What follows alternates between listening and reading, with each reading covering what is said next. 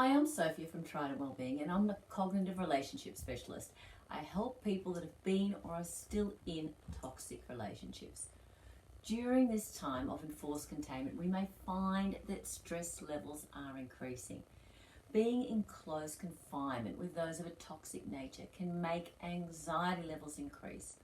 And although we're close to others in proximity, this can not only lead to more feelings of emotional pressure, but it can also feel incredibly lonely.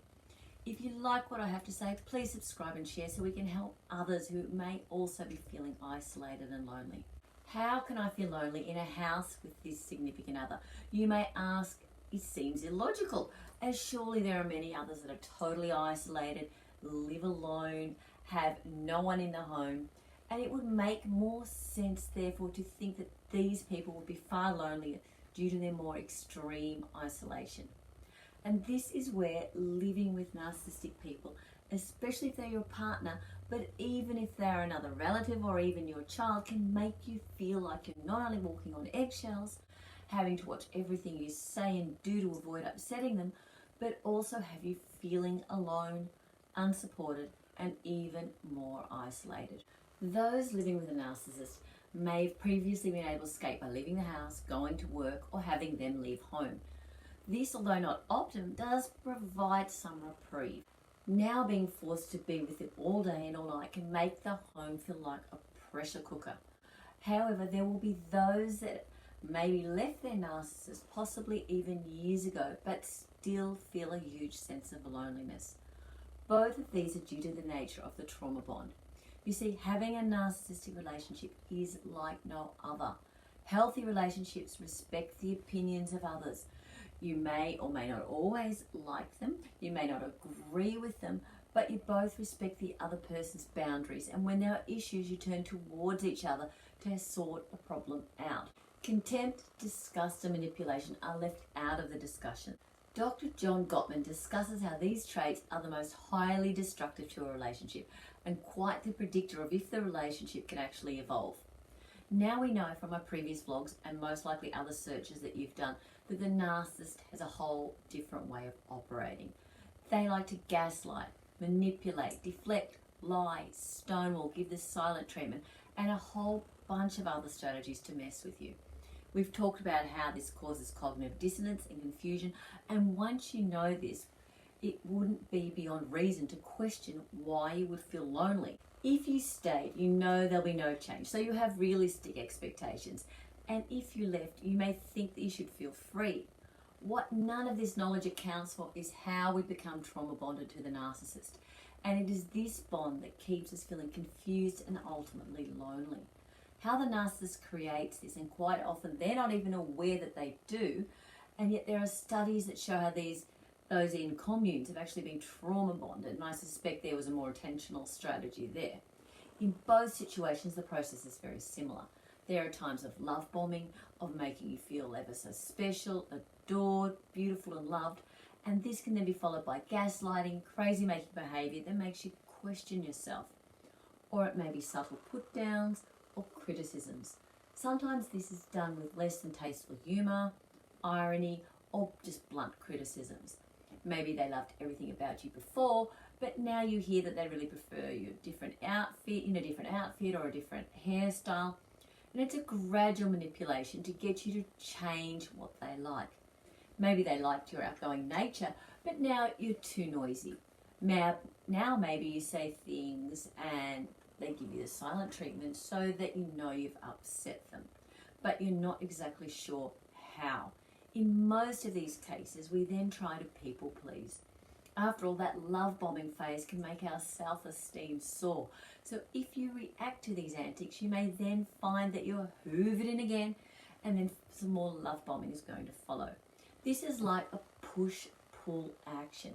It is indeed an exercise, but an emotional one. Pull you in, make you feel loved, push you away, reprimand you, ignore you, stonewall your efforts to create dialogue about anything that's happening.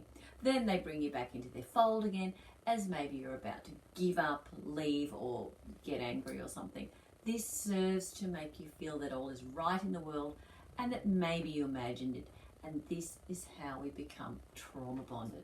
So even when you leave the relationship, you'll miss those love bombing moments that raise your self-esteem.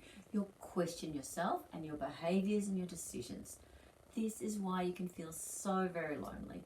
You're questioning, you're missing of the closeness, even though it isn't and wasn't sincere. Now, I know a lady that went through this for 18 years.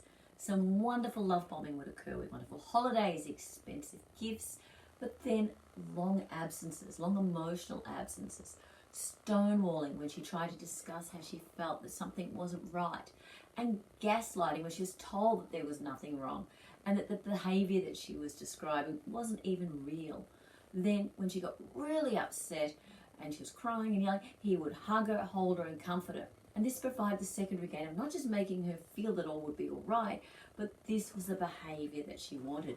And if she did this, she could get him back from that emotional distance that had been there a few short hours before. Imagine doing this for years. Each time she thought of leaving or he was away from home and she felt real loneliness. It wasn't until many sessions later that she could connect that this was a false loneliness, though it felt very real.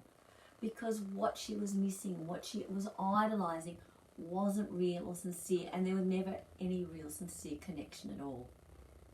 If you find that you're feeling this loneliness, it's time to find some self-love. Maybe you need to structure some time for something that you can really enjoy to make you feel productive that isn't related to the narcissist. Can you learn a new skill or hobby in this time? And I know it can be a challenge when you're physically contained with your narcissist, but maybe it's a time to start developing your boundaries. If you feel that you can't even spend a short period each day doing something for you, then it's a clear sign that you've let your boundaries drop, that you are people pleasing. And if this continues, not only will you continue to feel stressed and alone, but eventually your health and your mental well-being and suffer in ways that you may not even be able to predict. All this emotion can take a toll, and I've worked with people with aches and myalgias and migraines and weight gains due to being in a toxic relationship and not having boundaries enforced and not being able to self-love. I'm not saying do anything so huge that it adds more stress in an already stressful time, but find a way to self-care. Establish a personal boundary. Maybe it's a walk or an earlier bedtime, a book, journal, craft, or even a short course. Whatever you choose, if it helps you gain back a bit of the old you and create a new, more confident version of you, then that pathological loneliness is not going to be so all-encompassing. For more tips and more information, I have a course on Udemy and it'll be in the link below. Thank you for listening. Please like, subscribe and share as this may help someone else today. Until next time, I'm sending you much love.